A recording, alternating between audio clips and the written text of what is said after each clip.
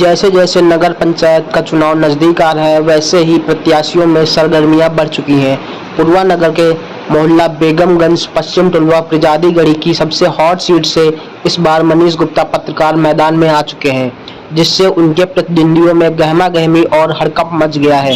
देखें किन किन मुद्दों पर सभासदी की दावेदारी कर रहे प्रत्याशी मनीष गुप्ता ने पत्रकारों से खास बातचीत की। पूर्वा नगर पंचायत के चुनाव काफ़ी नज़दीक आ गए हैं और आप लगातार सोशल मीडिया पे देखे जा रहे हैं कि चुनाव जो है आप भी लड़ने के लिए सोच रहे हैं, तो किस प्रकार आप चुनाव लड़ेंगे?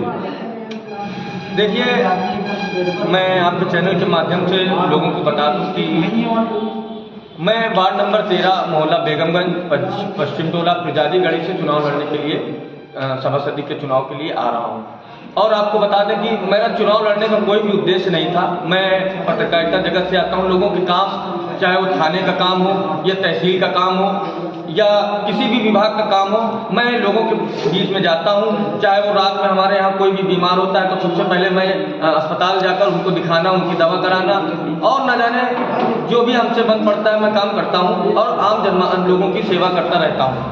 परंतु मेरा चुनाव लड़ने का सिर्फ उद्देश्य इसलिए आया क्योंकि पूर्व में जब ये चुनाव जो हमारे प्रतिद्वंदी हैं, मैं नाम भी नहीं लूँगा अपने मुँह से, मैं जब ये हमारे घर के पास आए तो ये जो है 20 साल, लगभग इनको 20 साल बने सभासदी के 20 साल इनको जो है सभासद हो गए हैं, तो आपको लगता नहीं है कि काफ़ी मजबूत आदमी होंगे जाके? नहीं, देखिए, मजबूत वो तो जनता तय करेगी, बाकी मेरे लिए वो मजबूत कैंडिडेट नहीं है भाई। 20 साल से सभासद हैं वो। ये देखिए, वो जनता देख रही है क्योंकि 20 सालों में इन्होंने जनता का कोई भी काम नहीं किया। आपको बता दें, मेरा चुनाव लड़ने का उद्देश्य जब हुआ, जब मेरे मोहल्ले में आए, लोगों ने इनको मना किया कि भाई आप यहाँ पे साफ सफाई व्यवस्था नहीं देखते हैं, ना ही कभी यहाँ पर आते हैं।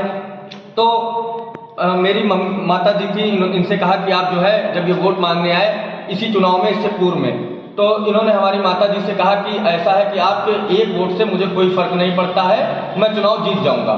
और हालांकि मैं वहां पास में ही खड़ा था और यह सभासदी का चुनाव जीते, परंतु उस समय मेरे दिमाग में बस यही आ रहा था कि एक वोट जो हमारा लोकतंत्र का अधिकार होता है, जो हमारी ताकत होता है, इसको इन्होंने नहीं समझा और चुनाव जीते। परंतु यही एक वोट इस बार इनके लिए सभासदी में खड़ा होगा और मैं इसलिए दावेदारी ठोक रहा हूँ। जनता का एक आरोप है कि जो प्रधानमंत्री आवास मिले हैं, इनमें सबसे ज़्यादा घोटाला हुआ है और लोगों से पैसे भी लिए गए हैं। जी बिल्कुल, सभासद के द्वारा जो है, जो अभी हमारे सामने सभासद थे, उन्होंने प्रधानमंत्री आवास में, शौचालय में पैसे लिए, लोगों से पैसे लिए, लोगों के आरोप भी है। मैं आने वाले समय चुनाव में दिखाऊंगा भी। परंतु मुझे सबसे पहली बात तो ये गलत बात है कि जिन लोगों जो पात्र थे उनको वंचित रखा गया, जो अपात्र थे उनको प्रधानमंत्री आवास दिया गया। मैं इसकी जांच भी कराऊंगा।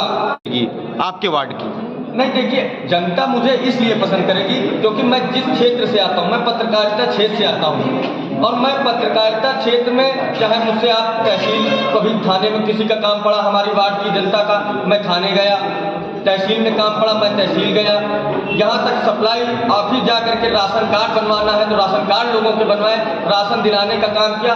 मैं तो पत्रकारिता जगत से हूँ, मैं तो एनी टाइम फ्री हूँ। जनता मुझे जब मन चाहे, अगर मुझे पद में देती है तो मैं उनके लिए तो बड़ा काम करूँगा। जैसा कि अभी चुनाव को लेकर जो कि अभी सीट क्लियर नहीं हो पाई, ऐसे में अगर सीट को लेकर बात करें तो इस पर क्या कहिएगा आपका? देखिए, मेरा मुख्य उद्देश्य सिर्फ और सिर्फ उसको हराना है जो मेरा प्रतिद्वंदी। लेकिन जैसा कि सुनने को मिल रहा है, चुनाव को लेकर जो सुनने को मिल रहा है कि सीट को लेकर, मतलब जो है आरक्षण को लेकर, क्या आरक्षण हो सकता है? जी बिल्कुल होगा। जहाँ तक मेरा मानना है, मैं तो सम्मान सीट पर भी सामने प्रतिद्वंदी से अपने टाल ठोक रहा हूँ, परंतु अगर बैकवर्ड सीट, SC सीट आती है तो मैं चुनाव नहीं लड़ूंगा और ना ही किसी को लड़ाऊंगा। पर हाँ, अगर सम्मान सीट आती है तो मैं, जो मेरा प्रतिद्वंदी है, मैं उसे हराने का काम करूंगा और बाकी जनता के हाथ में है। किन रणनीतियों के साथ जो है आप जो है चुनाव में उतरेंगे?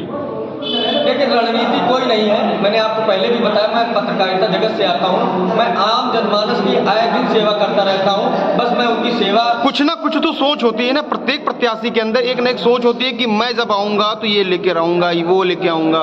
तो आपके अंदर ऐसी क्या सोच है, क्या भावना है ऐसी आपके अंदर? देखिए अब मैं नेता तो हूँ नहीं, परंतु हाँ पत्रकारिता जगत से आता हूँ, और अगर राजनीति में आया हूँ तो बस इतना ही कहना चाहूँगा कि अगर मुझे सभासद अगर जनता चुनती है, जो काम वो 20 सालों से नहीं कर पाए, मैं उन कामों को 5 सालों में करके दिखाऊंगा। वो जनता के हाथ में, 20 साल में जो नहीं कर पाए वो देखना है, या 5 साल को एक बार हमें बना करके जो है देखना है। वार्ड नंबर 13 में भाजपा के सैंबल से भी कुछ लोग उतरेंगे, तो ऐसे में आप उनका सामना किस प्रकार करेंगे?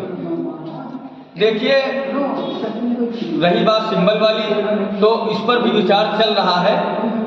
मतलब आप कहने का मतलब ये है कि आप टिकट मांग रहे हैं? देखिए अगर पार्टी अगर टिकट देती है तो टिकट से आएंगे, बाकी मैं निर्दलीय भी टाल ठोक रहा हूँ। अगर पार्टी टिकट देती है तो मैं पार्टी से भी आ रहा हूँ। अगर एससी सीट आ गई तब आप क्या करेंगे? एससी सीट आती है तो मैं चुनाव नहीं लड़ूंगा, ना ही किसी को लड़ाऊंगा। बहुत बहुत धन्यवाद।